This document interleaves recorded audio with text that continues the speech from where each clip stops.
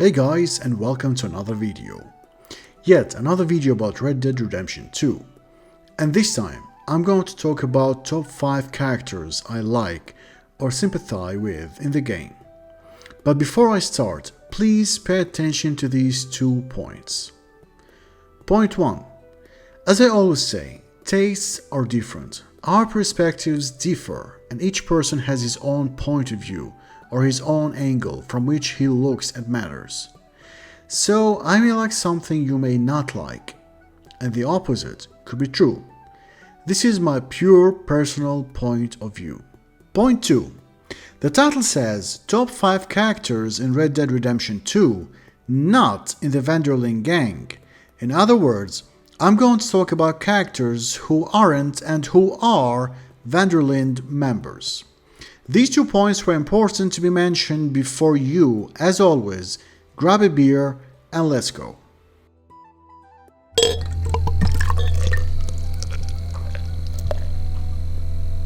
Number 5. Cleet. Now, I'm sure many will ask, why would you include such a person in this list? Why don't you include him in another list of top 5 characters I hate in Red Dead Redemption 2? Well, the answer is, first, I'm going to have this list in another video. Second, I don't hate Cleet. I actually sympathize with him. Look, we all make mistakes, okay? When young, we see things differently than how we see them when we grow up. The very same things. Cleet is no doubt a bad person when he joins Micah at the end of the story. But what happens next? He becomes a better man. A man who decides to leave the bad guys and just tries to live his peaceful life. Just like Arthur at the end of the story, just like Joan in the epilogue.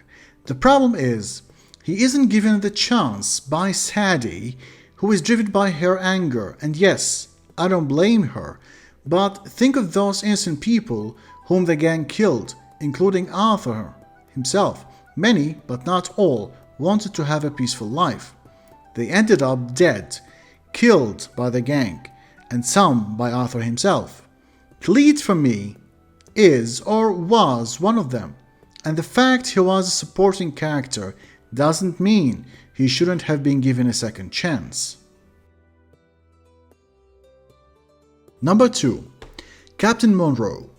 I'm not a fan of armies, maybe because I don't like violence, but whenever I see a soldier or a serviceman trying to be a human being before being a sharpshooter, I would definitely consider him as a good guy. We all know his story and how he tried to start the fighting between the army and the Wapiti. And despite the fact that at the end his efforts were fruitless, but I can't help but give him the credit for trying to be a peacemaker. After all, he didn't believe that those people were savages and just wanted to eradicate them. He truly believed that those people did have the right to live where they belonged to. And when things went bad, he even tried to help them by delivering medicine. And that's exactly what a good soldier is. Your duty isn't always to kill, but sometimes to save lives.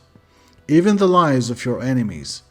If they really were your enemies, something that Wapiti tribe wasn't, and that's something rare to see among soldiers, at least during the time of Red Dead Redemption 2. Number 3. Abigail Roberts. I've never liked prostitutes, even when they finally decide to start a clean life. But just like with Cleet, people do deserve a second chance, and when given time, they prove they deserve the second chance. Abigail might not have received good manners as she grew up among gangs.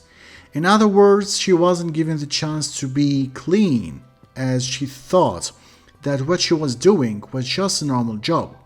But when she grew up, her eyes became open, and she could finally decide what was wrong and what was right. And with that being said, she chose to be with one man, a man she truly loved and wanted to have a family with. In the epilogue, she proved to be a caring mother who only wanted her son to be better than his father, to grow up away from the messy life she had experienced. She even decided to abandon John just to protect her son.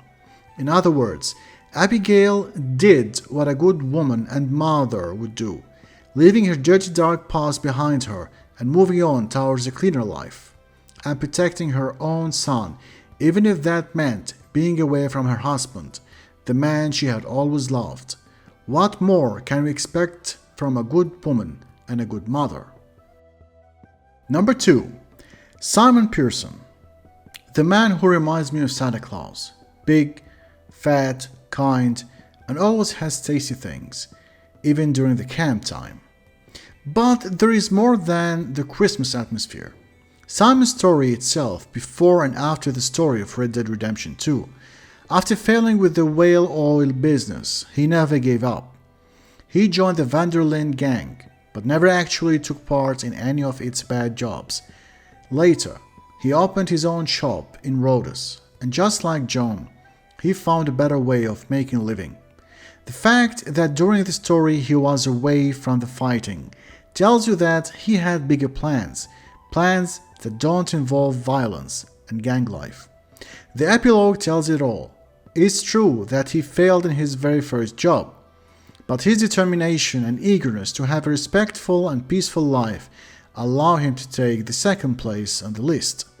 He's even kind to John, because Simon knows exactly who is good and who is bad. Yeah, there were many good people in the Van der Linde gang, but only few made it till the epilogue. Now, before we get to the first place, I have 2 honorable mentions. Rain's Fall, a man who was torn between saving his land, the land of his people and ancestors, and between avoiding the bloodbath where all of his people would be erased. But at the end, he failed. He ended up losing both his land and his people, including his own blood, his son. The second honorable mention is Charles Smith, a guy who never forgot his own people. Neither has he forgotten the people who gave him refuge. And just like Rain's Fall, he was torn between these 2 factions, but at the end, he did what he could to protect his people and helped the X-Gang members who proved to be good people to be around, helping them establish their very own family. John, as an example.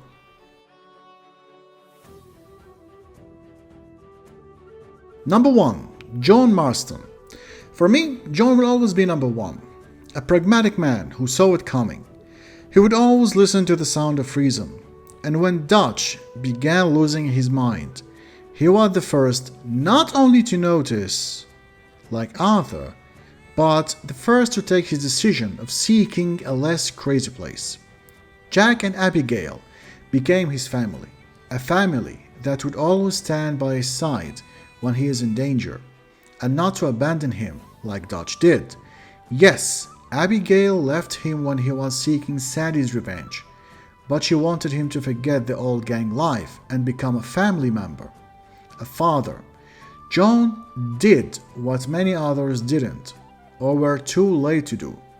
He wanted a life away of nonsense killing or fighting for a person who would never fight back for them, while never forgetting his friends in times of need.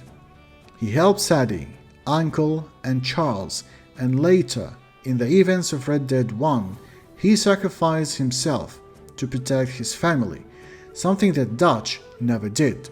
For me, John Marston is number 1, and for many people's surprise, Arthur Morgan isn't on the list, simply because I don't like him. Why? That's what I'm going to talk about in my next video. And so, with that being said, if you reached this far, I hope you liked what you watched. And once more, don't forget that we play games to have fun, and each one of us has his very own way of looking at things. I actually don't like Arthur. I actually didn't mention him in this list. I have my own reasons, and as I said before, I'm going to talk about these reasons in another video. I know that Arthur is loved by millions, by almost every player of Red Dead Redemption 2, but my reasons will be uncovered in a future video. Thank you very much for watching, and see you later in another video.